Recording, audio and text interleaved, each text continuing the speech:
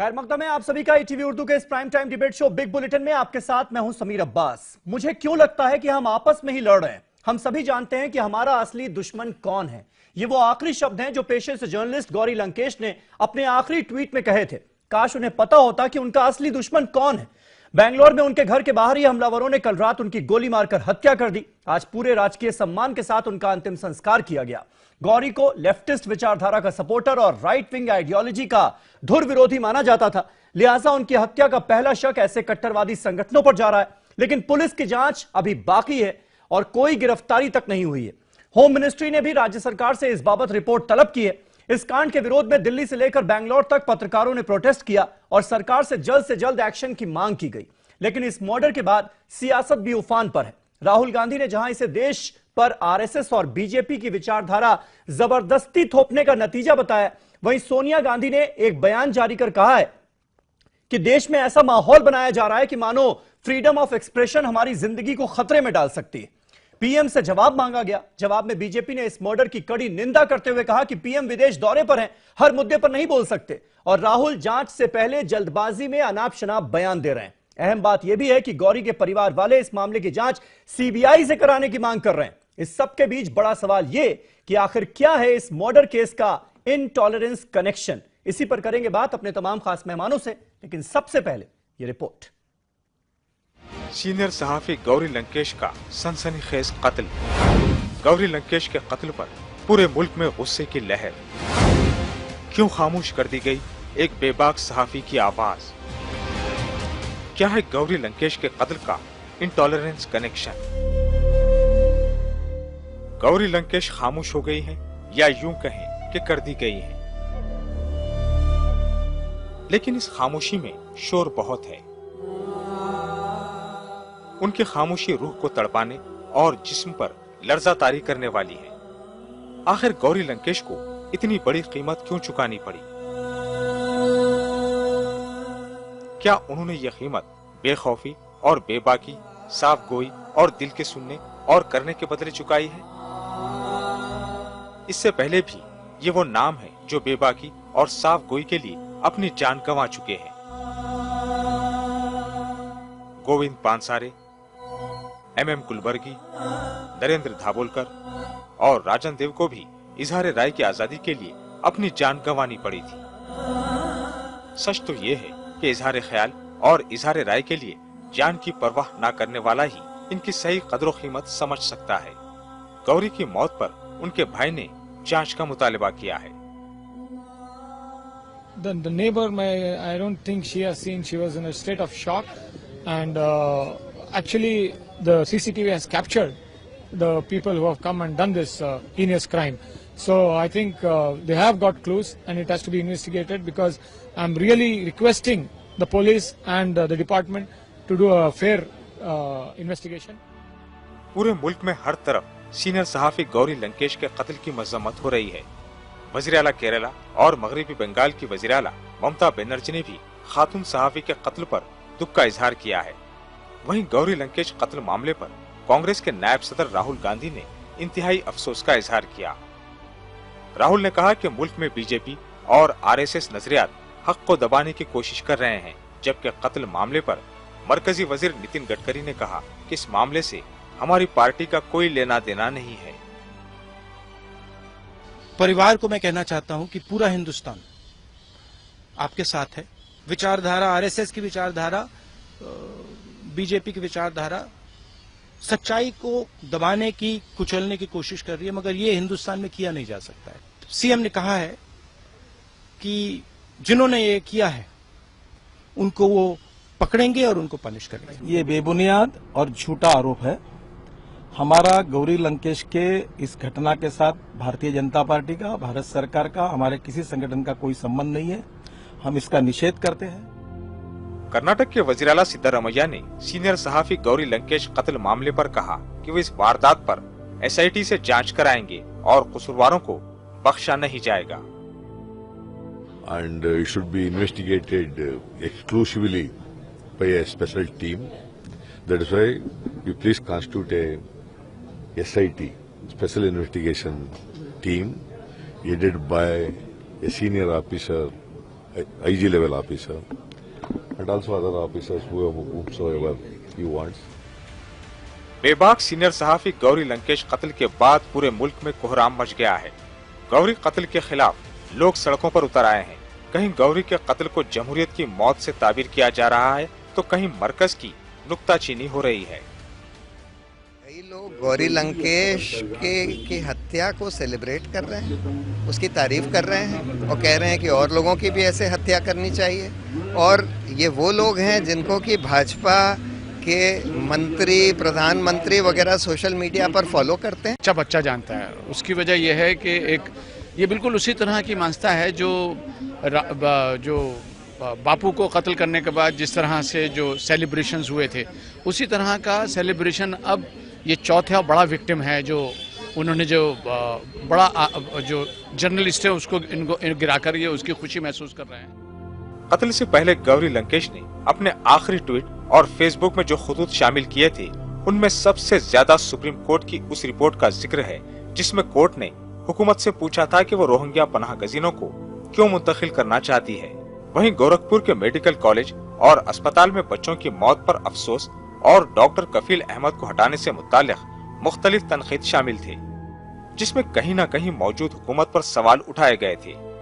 शायद ये वही सोच थी जिसकी कीमत गौरी लंकेश को चुकानी पड़ी। गौरी लंकेश की सोच जिंदा है और जिंदा रहेगी। Bureau report, ETV news. तो इस मर्डर केस का क्या है इंटॉलरेंस कनेक्शन, ये है हमारा आज का सवाल। तमाम खास मेहमान हमारे साथ जुड़ चुके हैं। हमारे साथ राजीव पांडे साहब मौजूद हैं जो कि भारतीय जनता पार्टी के स्पोक्स पर्सन हैं। मुंबई से हमारे साथ वो इस बहस का हिस्सा हैं। अतुल अंजान साहब CPI के सीनियर लीडर, वो मेरे साथ इस बहस में जुड़े हुए हैं। यासिर जिलानी साहब संघ की तरफ से आज हमारे साथ मौजूद हैं, स्टूडियो में हैं।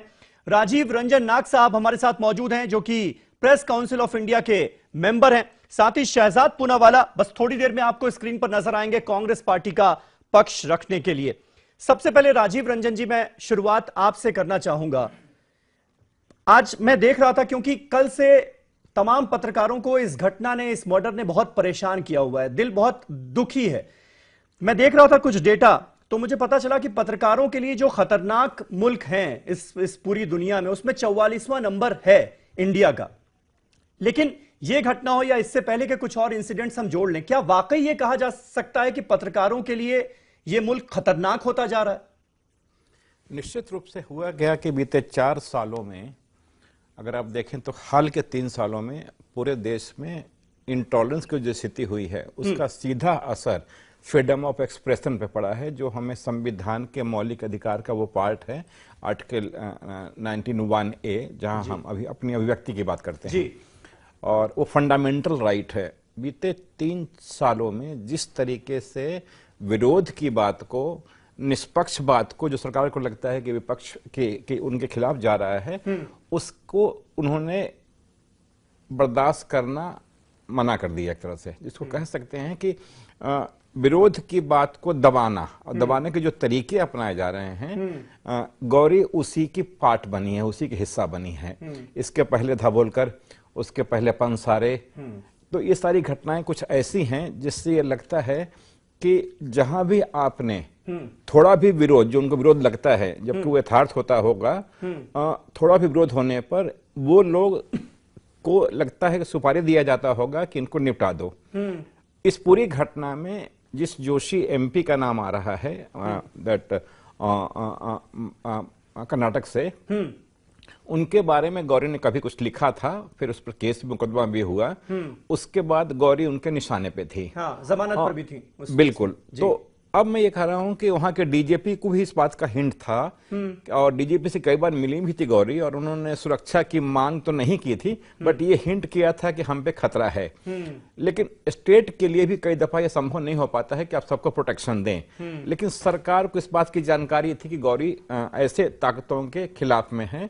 और अभी जो लेटेस्ट उनका जो 13 सितंबर का संपादकीय है, उसमें उन्होंने पेड न्यूज के बारे में, खबरों को लेकर के जो बातें कही हैं, वो वो इतना महत्वपूर्ण बात कही उन्होंने कि खबरें इस तरह से बिक रही हैं और इस तरह से मैनेज की जा रही हैं जिससे लगता है कि देश में और कुछ हो ही नहीं रहा है। निश्चित तौर पे वो खुद दबाव को महसूस कर रही थी, लेकिन एक महिला होने के नाते जिस तरीके थे वो इन ताकतों के खिलाफ खड़ी थी, उससे एक मैसेज तो ये गया कि वो अकेली नहीं थी। उनके सपोर्ट में जिस तरीके से पूरे कर्नाटक में और देश भर में रिएक्शंस हुए हैं, उससे ये साफ है कि इस देश में बहुसंख्यक लोग उनकी सोच से अपने को आत्मसात करते हैं, उनके सोच से सहमत है। ठीक है, राजीव पांडे जी, क्या आप मानेंगे कि ये कहीं ना कहीं मैसेज जा रहा है कि या तो तुम हमारी विचारधारा के साथ हो तो ठीक है, अगर खिलाफ हो तो दिक्कत होगी? ये लबोलुआब क्या निकलता हुआ नजर आ रहा है? क्या ये एक मैसेज है क्या? मुझे लगता है इसको आपको क्लियर करना चाहिए आज। अब्बास जी, जो हमारे से पहले जिन्होंने बात की वो विषय को कहां से कहां ले गए मुझे समझ में नहीं आया कि उन्होंने क्या कहा कि पत्रकारों की हत्या हुई, देश में बहुत सारे पत्रकारों की हत्या हुई, लेकिन कभी भी इन लोगों के लिए कोई किसी पत्रकार ने इस प्रकार के कोई धरना प्रदर्शन नहीं हुआ। राजदेव रंजन की हत्या हुई जब शहाबुद्दीन जो एक कन्विक्टेड क्रिमिनल है तब ये नहीं आए। अब जहां तक बात है कि दाभोलकर, पंसारे और कलबुर्गी के साथ इस हत्या को ये जोड़ करके देखना चाहते हैं, मैं आपको बताता हूं कि जो ये कह रहे हैं कि प्रहलाद जोशी जी ने तो उनके खिलाफ केस किया और उनको कन्विक्ट कराया। सबसे पहले मैं जो उनकी हत्या हुई उसकी भर्त्सना करता हूं और जो लोग भी रिस्पॉन्सिबल है उनको पकड़ा जाए, लेकिन ये लोग जिस तरीके से इन्वेस्टिगेशन से पहले ही इन्होंने कह दिया कि ये इंटॉलरेंस का मामला है, इनके पास सीबीआई है क्या इनके पास एसआईटी है? आज वहां सरकार कांग्रेस की है, एसआईटी बनाइए और जिन लोगों ने इनकी लंकेश जी की हत्या की है उनको आप पकड़िए।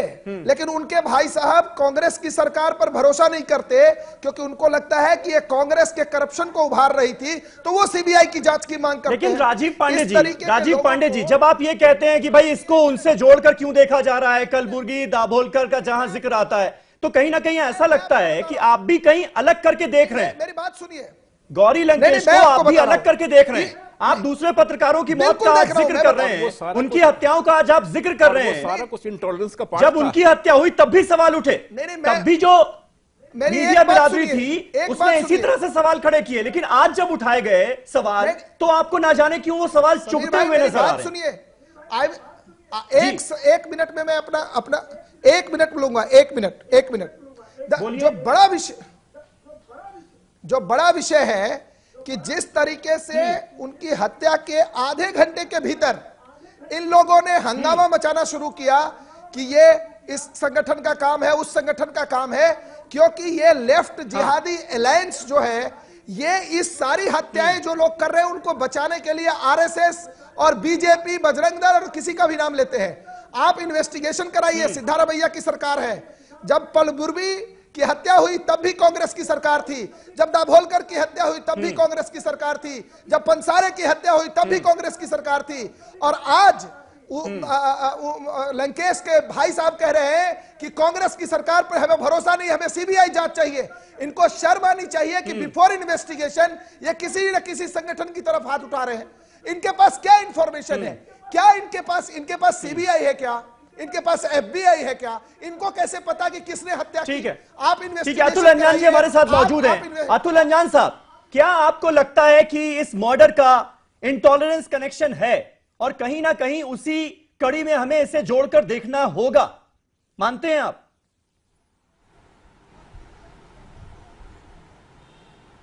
समीर अब्बास साहब, हम बहुत ही संजीदा किस्म के सवाल पर चर्चा कर रहे हैं।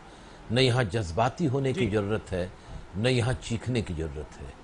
हम खिराज अक़ीदत भी पेश कर रहे हैं गौरी लंकेश को, और इस सवाल पर भी गौर करें कि वो कौन सी ताकतें हैं जिन्होंने उन्हें हमेशा के लिए हमसे छीन लिया, मौत की नींद में सुला दिया।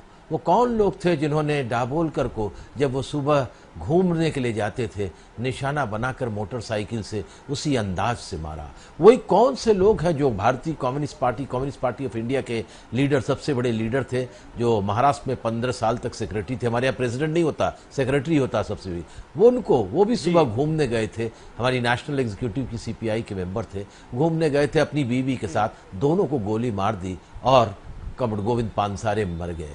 प्रोफेसर कुलबर्गी जो वाइस चांसलर थे, उनको किन लोगों ने मारा? और मैं आपसे आज ये कहना चाहता हूं कि इस बात पर गौर करने की जरूरत है कि जिन तमंचों से, जिन पिस्तौलों से इन तीनों शख्सों को गिराया गया, मारा गया, उनमें से 2 मामले में वही पिस्तौल का इस्तेमाल हुआ है। ये बात वहां की जांच की एजेंसियां कहती हैं।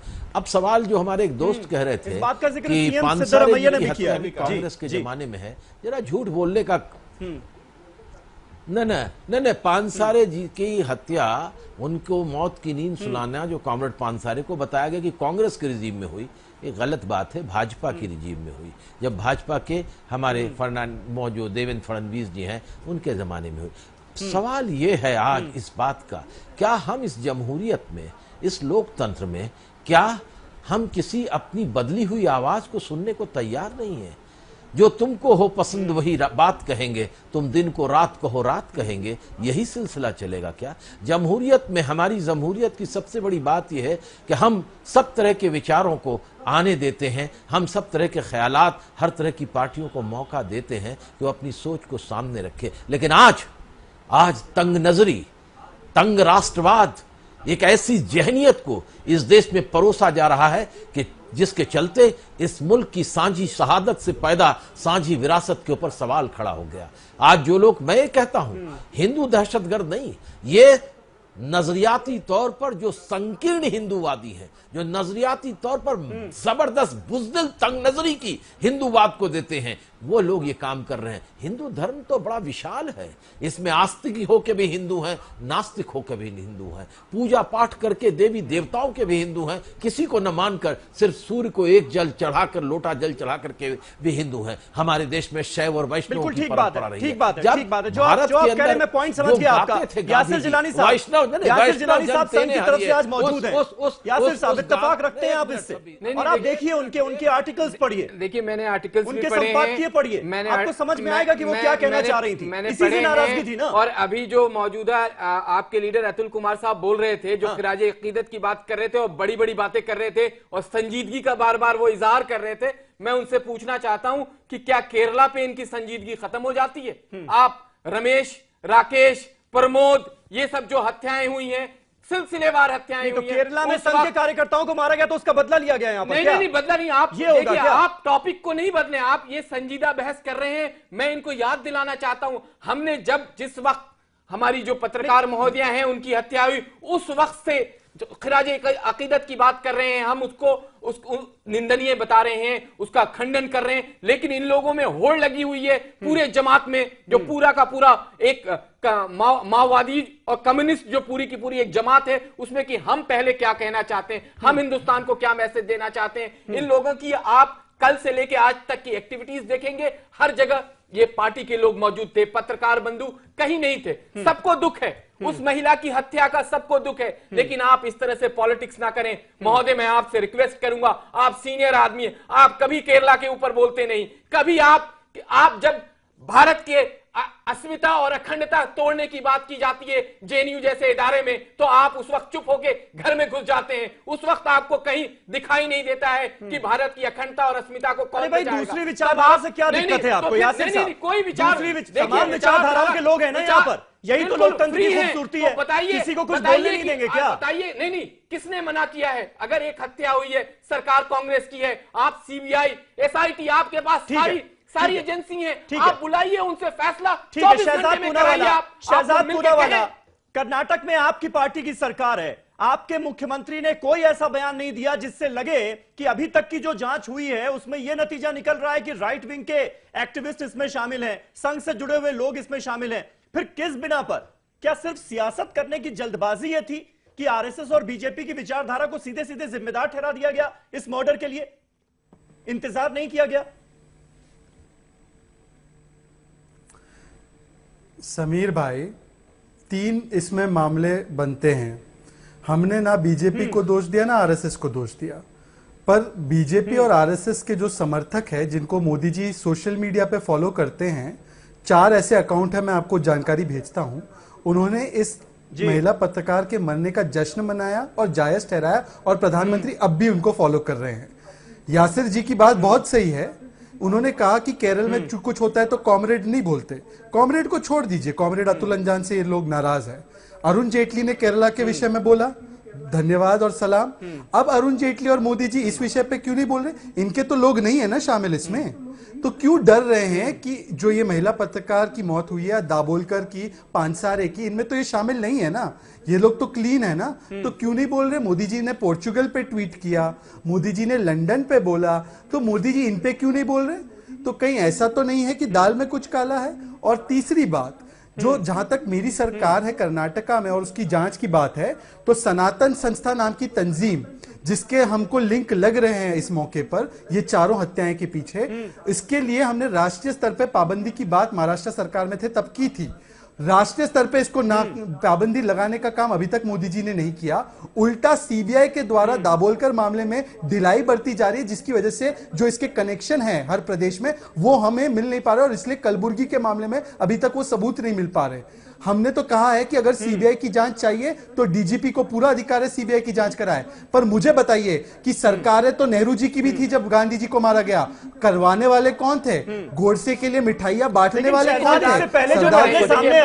इससे पहले जो मामले सामने आए उसमें भी कुछ नहीं हुआ ना। वही कलबुर्गी हत्याकांड में क्या हुआ? वो केस कहां तक पहुंचा? कौन गिरफ्तार हुआ? इसीलिए आज गौरी का परिवार जो है वो भरोसा नहीं कर पा रहा है स्टेट इंक्वायरी पर, आपकी सरकार की पुलिस पर भरोसा नहीं कर पा रहा है। वो कह रहा है सीबीआई जांच कराइए। उन्होंने सुनिए समीर, हम भी कह रहे हैं कि अगर डीजीपी को लगता है सीबीआई की जांच आवश्यक है तो करें। उन्होंने ये नहीं कहा कि उनको भरोसा नहीं है, ये बातें आप अपनी मत जोड़िए इसमें, पर मैं ये कह रहा हूं कि सीबीआई ने दाभोलकर और बाकी सनातन संस्था के वो कह रहे हैं, आपने सुना नहीं ना, उनको बचाने का काम किया। हत्याकांड में पुलिस की जांच कहां तक पहुंची? कोई गिरफ्तारी नहीं हुई, हम कैसे भरोसा कर लें? आप मुझे झुटलाने में लगे हुए हैं।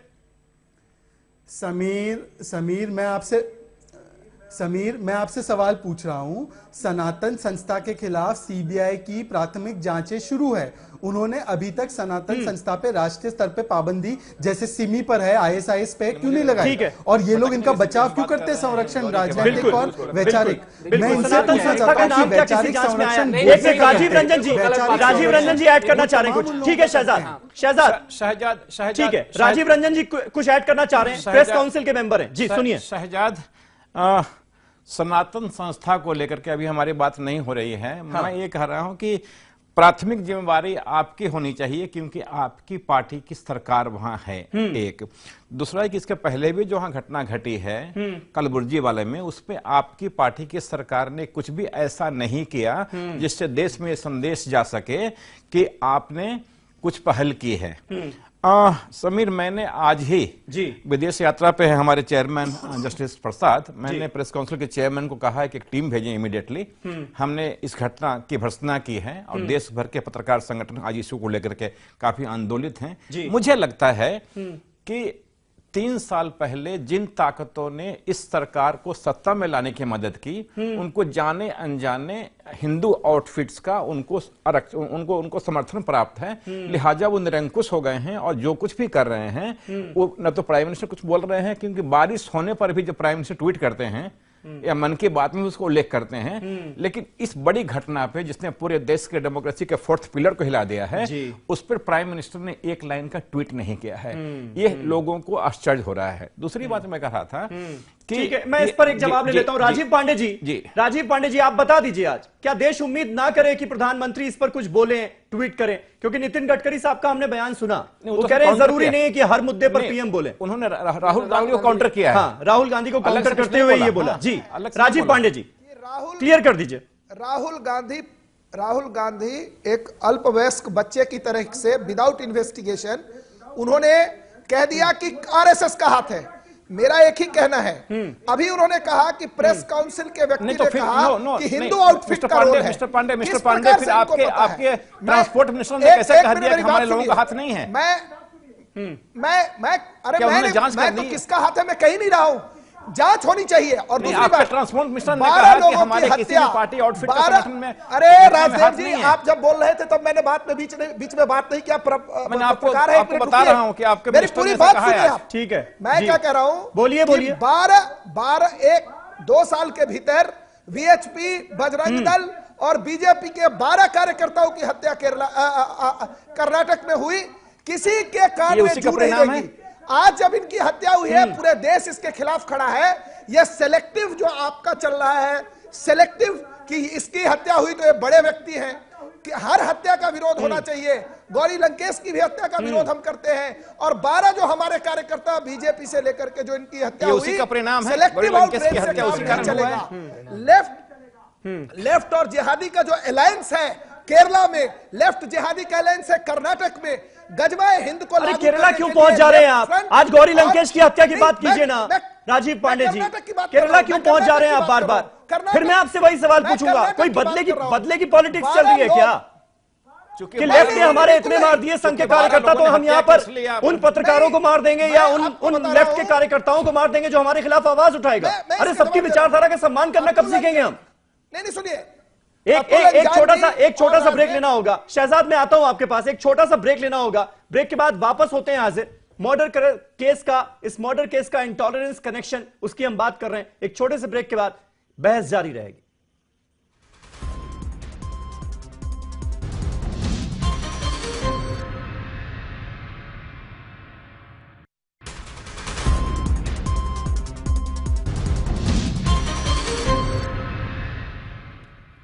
गौरी लंकेश मर्डर केस का इंटॉलरेंस कनेक्शन क्या है और किस आधार पर यह दावा किया जा रहा है कि राइट विंग से जुड़े हुए लोगों का इसमें हाथ हो सकता है? आरएसएस और बीजेपी की आइडियोलॉजी इसके पीछे हो सकती है, जैसा कि कांग्रेस ने आरोप लगाया। शहजाद पूनावाला, मैं चाहूंगा कि आप यह साफ करें कि सोनिया गांधी की तरफ से भी आज जो स्टेटमेंट जारी हुआ, राहुल गांधी ने तो कहा ही आइडियोलॉजी की बात को कि कहीं ना कहीं आरएसएस और बीजेपी की आइडियोलॉजी इसके लिए जिम्मेदार है। सोनिया गांधी ने और बड़ी बात कही, उन्होंने कहा है कि फ्रीडम ऑफ एक्सप्रेशन, ऐसा माहौल इस देश में बनाया जा रहा है कि लग रहा है कि फ्रीडम ऑफ एक्सप्रेशन जो है वो कहीं ना कहीं आपकी जिंदगी को खतरे में डाल सकता है। बहुत बड़ी बात है मुझे लगता है आपको ये जो कही गई है, ये ऐसा क्यों लग रहा है? सिर्फ इस इंसिडेंट की वजह से या पिछले 3 साल में ऐसी तमाम चीजें हुई हैं जिसके आधार पर आपको लग रहा है? इसके पीछे आप समझिए 2 बातें मैं आपको तथ्यों के साथ बताऊंगा।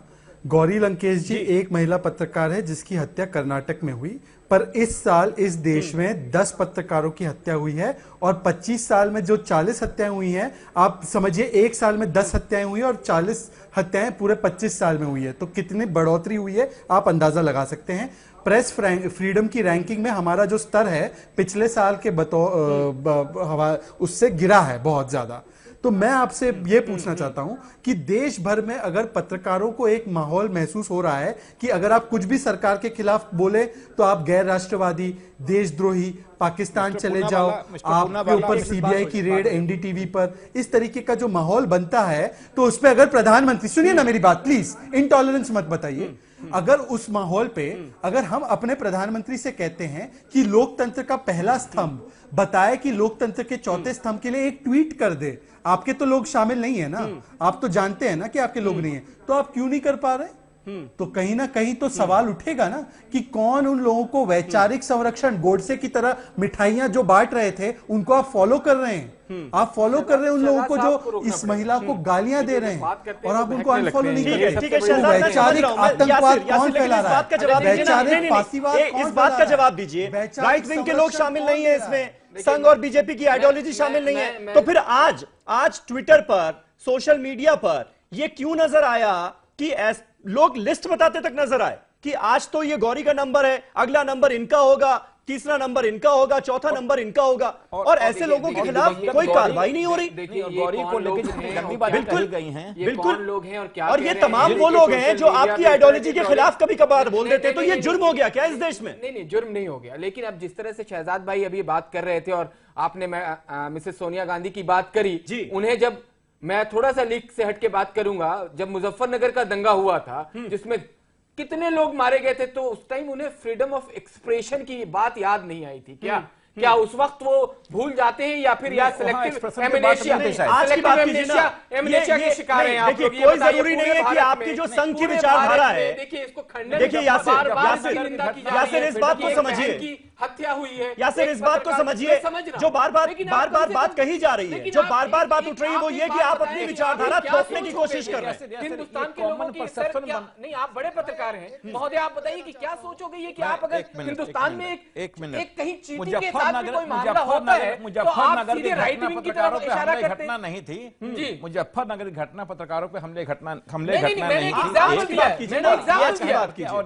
एग्जांपल दिया है, बिल्कुल बिल्कुल, मैंने ये कुछ नहीं कहा, लेकिन आप क्यों इस तरह से मतलब आप ऐसे शिकार हो रहे हैं? आप लोग ये वही लोग हैं जब अवार्ड वापसी गैंग एक बार आई थी हमारे बीच में और उन्होंने सामने अपनी उसी अवार्ड वापसी के शिकार बने पंसारे, उसी अवार्ड वापसी के कलबुर्जी के शिकार बने। तो उसमें क्या उसमें राइट विंग का हाथ था? अतुल अंजान साहब बताइए, कोर्ट में है अतुल अंजान साहब, ये बड़े दुख के साथ कहना पड़ेगा कि आज इस निर्मम हत्या के होने के बाद भी कुछ लोगों ने जिस तरह से ये माहौल बनाने की कोशिश की, ऐसा लगा कि इंटेलेक्चुअल अगर इस देश में कोई है तो वो सबसे ज्यादा खतरे में। मुझे अफसोस के साथ ये बात कहनी पड़ रही कि ऐसे लोग खुलेआम धमकियां दे रहे थे, धज्जियां उड़ा रहे थे इस लोकतंत्र की।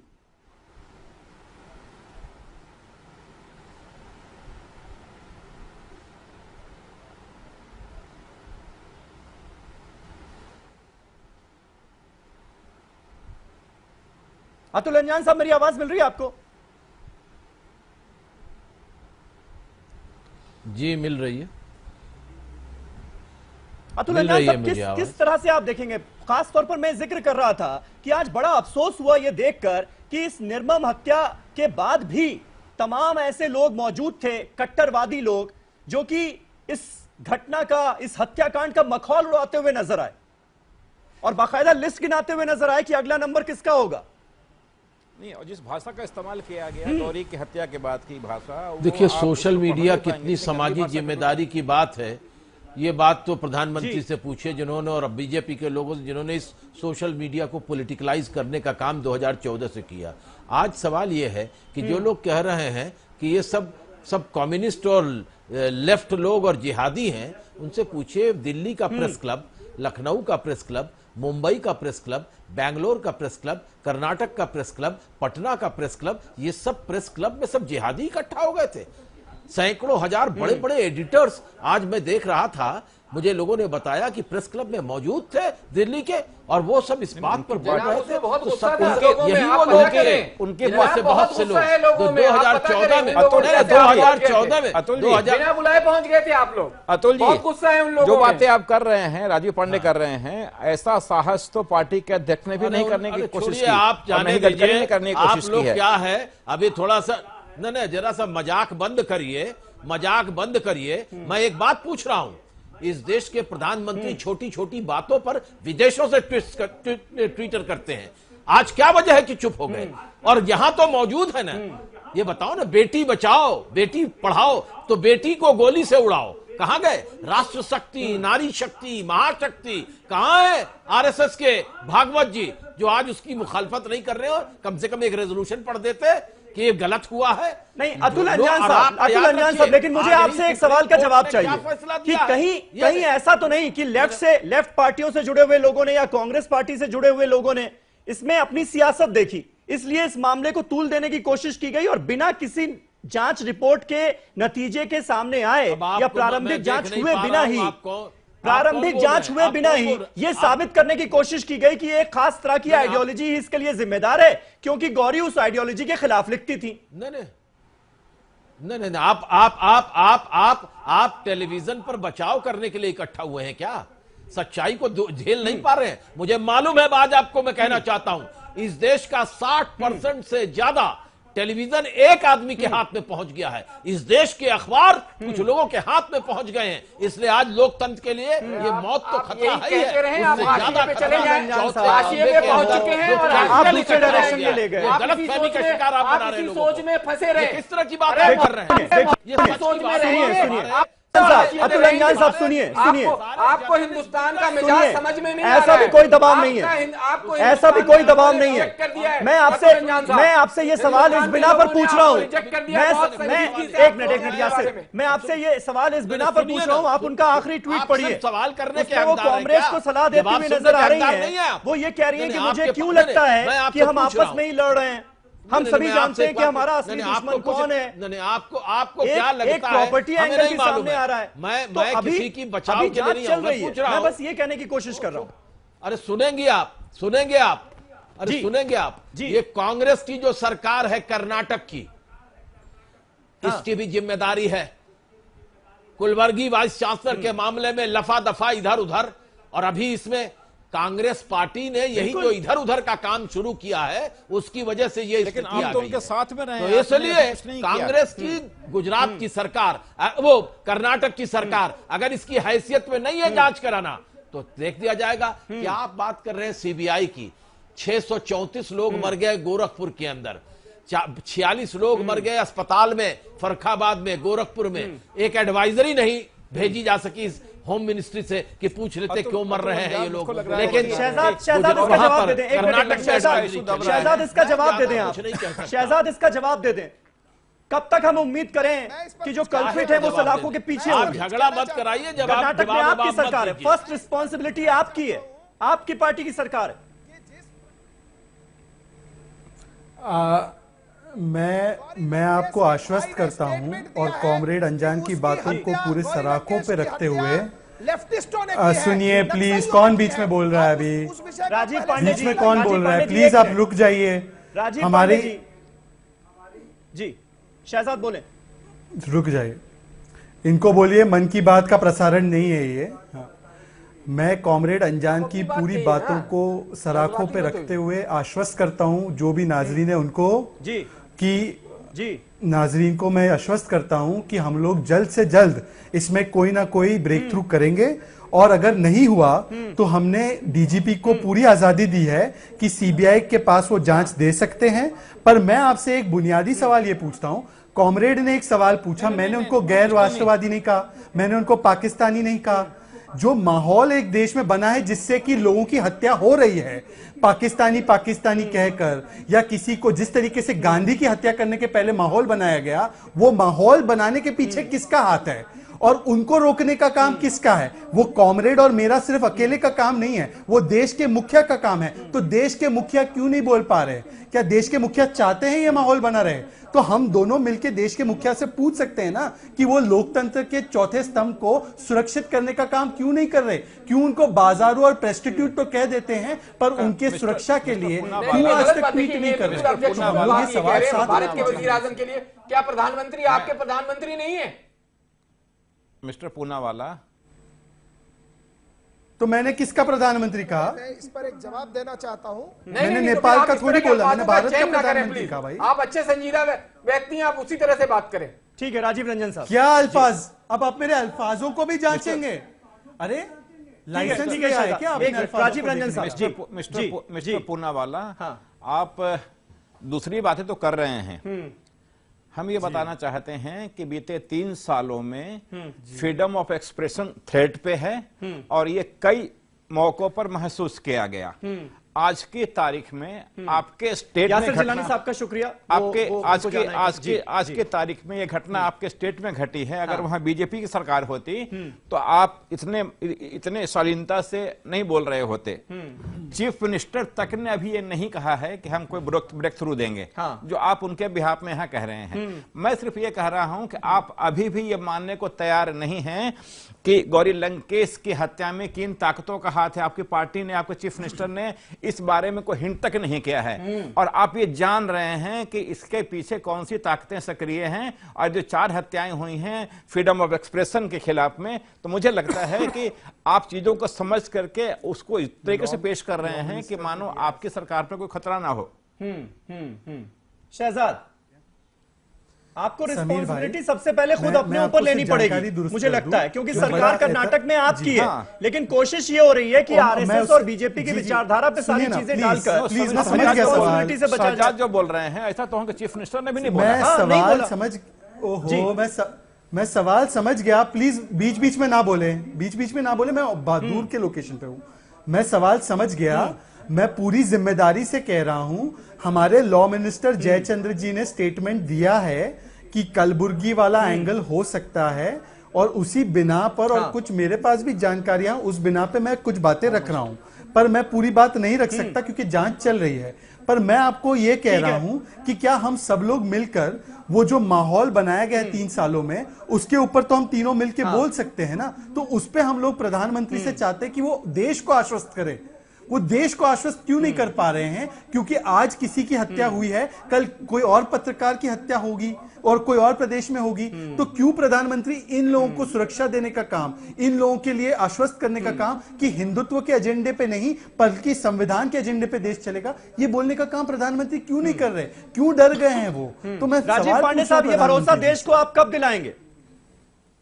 देखिए, 2 बातें। अभी कुछ देर पहले गौरी लंकेश के ब्रदर ने कहा है कि मेरी सिस्टर की हत्या नक्सलियों ने की है, लेफ्टिस्टों ने की है, उनका स्टेटमेंट है, मैं ट्वीट पे देख रहा था। एक, जहां तक कांग्रेस की सरकार में नहीं है तहसीन पूना वाले कि इनको सरकार के अंदर का इंफॉर्मेशन पता है, कहते हैं मेरे पास इंफॉर्मेशन है, पता नहीं किस प्रकार की सरकार सिद्धारमैया की चल रही है कि एक प्रवक्ता को सरकार की सारी जानकारी मिल रही है। आपको कैसे पता? आपके लोगों ने नहीं किया?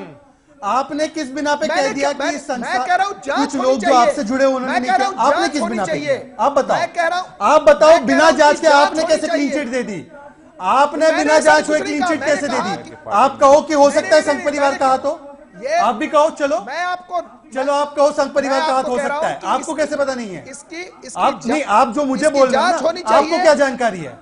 आपके पास क्या जानकारी है कि संघ परिवार के लोगों ने नहीं की? ठीक है शहजाद, तो आप कहिए संघ परिवार के लोग भी शामिल हो सकते हैं, आप कहिए, कहिए। नहीं, मेरा कहना है राजीव पांडे, वो दोनों तरफ से हो रहा है ना, वो जल्दबाजी जो है ना, क्लीन चिट देने की जल्दबाजी भी नजर आ रही है और दूसरी तरफ से जिम्मेदारी डालने की कोशिश भी नजर आ रही है। क्लीन चिट की बात जब तक जांच नहीं हो पाएगी, देश की जनता के मन में यही सवाल रहेगा कि सच क्या है। जी समीर भाई बोले। कलबुर्गी की इसीलिए प्रधानमंत्री ट्वीट नहीं कर रहे, क्योंकि वो जानते हैं किसका हाथ हो सकता है, वो जानते हैं किसका हाथ हो सकता है, प्रधानमंत्री जानते हैं, इसलिए ट्वीट नहीं करते। अब मैं समझा, अब मैं समझा प्रधानमंत्री क्यों शांत है, अब मैं समझा, उनको पता है किसका हाथ हो सकता है, शायद पता है, इसलिए डर रहे ट्वीट करने से। आप बीच में मत बोलिए, राजीव पांडे आपके बीच में नहीं बोल रहे थे। नहीं बोला जी, बोले राजीव जी, पूरा करें, अपनी बात पूरी करें। कि सिद्धारमैया की जो सरकार है एक फेल्ड सरकार है।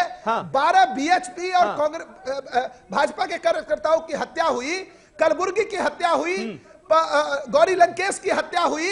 यह सरकार अक्षम और इनकॉम्पिटेंट सरकार है। और अभी जो उनके भाई साहब ने कहा कि मेरी बहन की हत्या नक्सलियों ने की है, और मैं आपको कहता हूं कि गौरी लंकेश, अभी इस स्टेटमेंट की जानकारी हमारे पास नहीं है।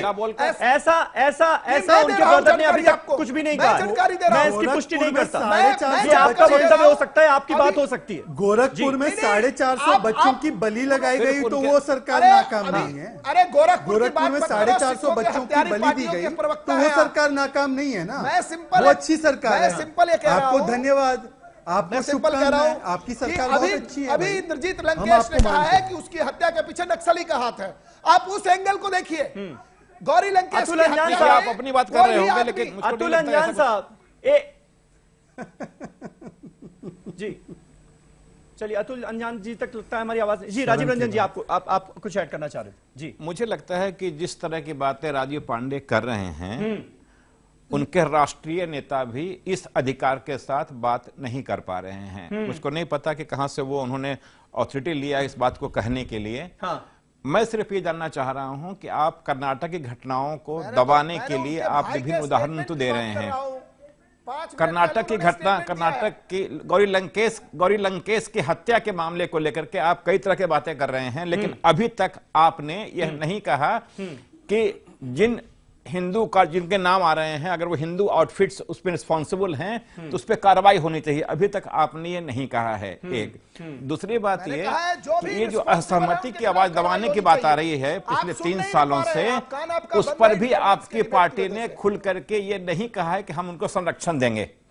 आपने नहीं कहा, जबकि वो संविधान प्रदत्त संरक्षण की बात है उसमें जी। आपकी पार्टी ने देश को भरोसा नहीं दिया है कि आप निर्विवाद रूप से निडर होकर के आप अपनी बात लिखें। जहां किसी ने भी कुछ बोलने की कोशिश की, कुछ लिखने का साहस किया, उनके आपके हनुमानों ने उनको खत्म कर दिया। और ये घटनाएं गौरी लंकेश के मामले में साफ दिख रहा है।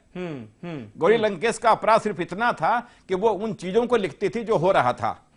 गौरी लंकेश का अपराध इतना था कि वो निडर भावना से निडर होकर के अपनी बात लिख रही थी, जो आपके हनुमानों को स्वीकार नहीं था। अब चूंकि जो पूनावाला कह रहे हैं उनकी सरकार वहां पे है, अभी तक चीफ मिनिस्टर ने घटना के 24 घंटे से अधिक हो गए, अभी तक उन्होंने यह नहीं कहा है कि कुछ संकेत मिले हैं, कुछ जानकारी मिली है। एसआईटी गठित करना और फिर जिम्मेदारी से मुक्त हो जाना, और वो भी चीफ मिनिस्टर ने तब रिएक्ट किया जब सोनिया गांधी ने दिल्ली से उनसे फोन से बातचीत की।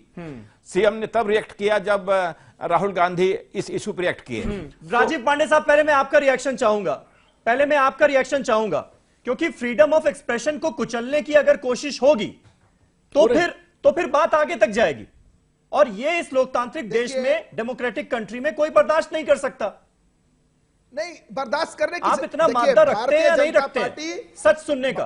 भारतीय जनता पार्टी इमरजेंसी के खिलाफ लड़ाई लड़ी थी, और Bharatiya Janata party free speech and expression के फेवर में है।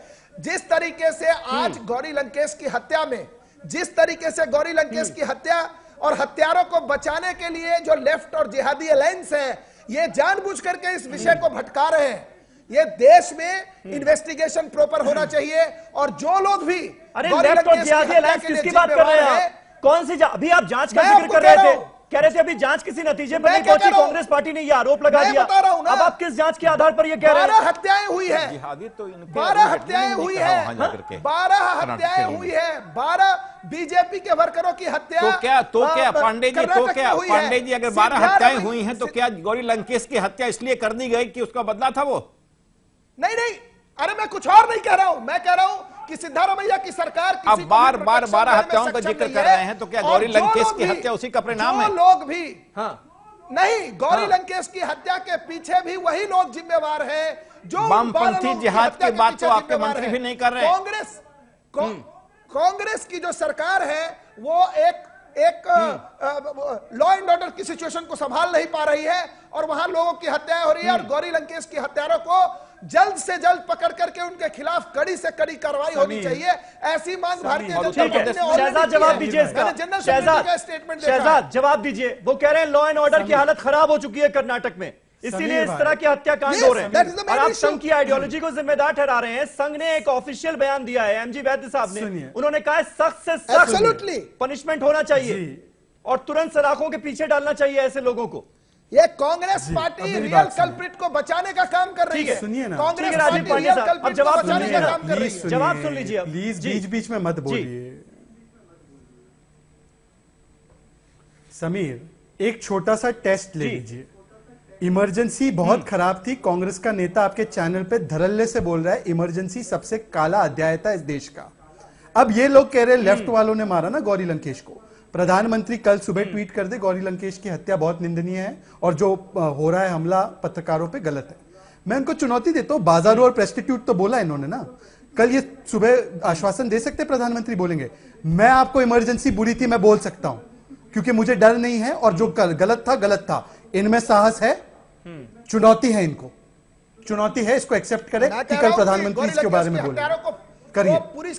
और नहीं करते हैं तो आपको समझ जाएगा कि कौन छुपा रहा है सच, इससे समझ जाएगा कि किसको फायदा हो रहा है और इससे समझ जाएगा कि किसका एजेंडा है, इससे समझ जाएगा। अगर ये चुनौती नहीं लेते हैं तो एजेंडा साफ हो जाएगा आपके सामने।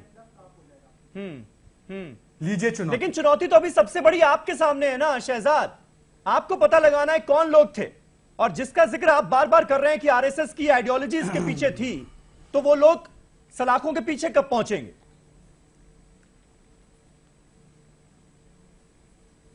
मैं आपको आश्वस्त कर रहा हूं कि जो लोग हैं उनका तो पता ऐसे ही चल रहा है आपको, क्योंकि जिस तरीके से वो लोग जो जायज ठहरा रहे जो जश्न मना रहे हैं उसको प्रधानमंत्री अभी भी फॉलो कर रहे हैं और प्रधानमंत्री उसके बारे में एक बात कहने को तैयार नहीं है। आप 2 और 2 4 कर दें तो आपको समझ आएगा कि मारने वाले कौन थे, मिठाइयां बांटने वाले कौन थे।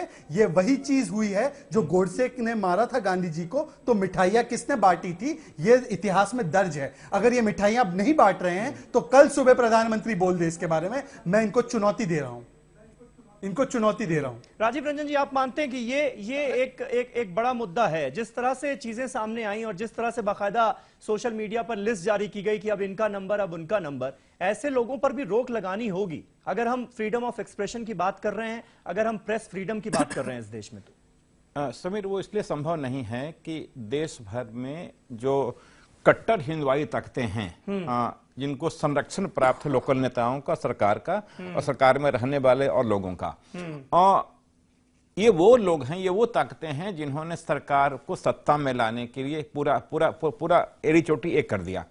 अब उस संरक्षण में अगर वो निरंकुश हो रहे हैं और सरकार के लिए मुश्किलें पैदा कर रहे हैं, लेकिन सरकार के लिए ये साहस जुटाना मुश्किल हो रहा है कि अब उनको वो रोकें। एक दूसरी बात यह कि फ्रीडम ऑफ एक्सप्रेशन पर जिस तरीके से बीते 3 सालों में थ्रेट दिख रहा है और हम इंटरनेशनल इंडेक्स में 3 पायदान और नीचे गिरे हैं, नीचे गए हैं जर्नलिस्ट सेफ्टी को लेकर के, फ्रीडम ऑफ एक्सप्रेशन को लेकर के, तो ये 3 साल किसकी सरकार है? मैं ये फिर कह रहा हूं कि प्राइम मिनिस्टर सिर्फ एक लाइन आज ट्वीट कर दें कि आगे से ऐसी कोई भी हरकत हमें स्वीकार नहीं है। उसका देश को इंतजार है। क्या प्राइम मिनिस्टर को उसका देश को इंतजार है, क्योंकि सरकार की जिम्मेदारी है कि ये भरोसा अगर डिग रहा है तो उसको वापस जगाया जा सके और बताया जा सके कि इस देश में प्रेस की फ्रीडम को कोई दिक्कत नहीं है, कोई परेशानी नहीं है। और जल्द से जल्द रिस्पॉन्सिबिलिटी कांग्रेस सरकार की भी है कर्नाटक की कि जल्द से जल्द जो इस हत्याकांड के पीछे लोग हैं उनका पता लगाया जाए, ताकि ये देश को पता चल पाए कि इसके पीछे किस विचारधारा के लोग हैं, कौन से लोग हैं। बहुत बहुत शुक्रिया आप सभी का हमारे साथ इस डिबेट का हिस्सा बनने के लिए। कल एक नए टॉपिक पर नई डिबेट के साथ हाजिर होऊंगा। तब तक आप तमाम खबरों के लिए देखते रहिए ईटीवी उर्दू।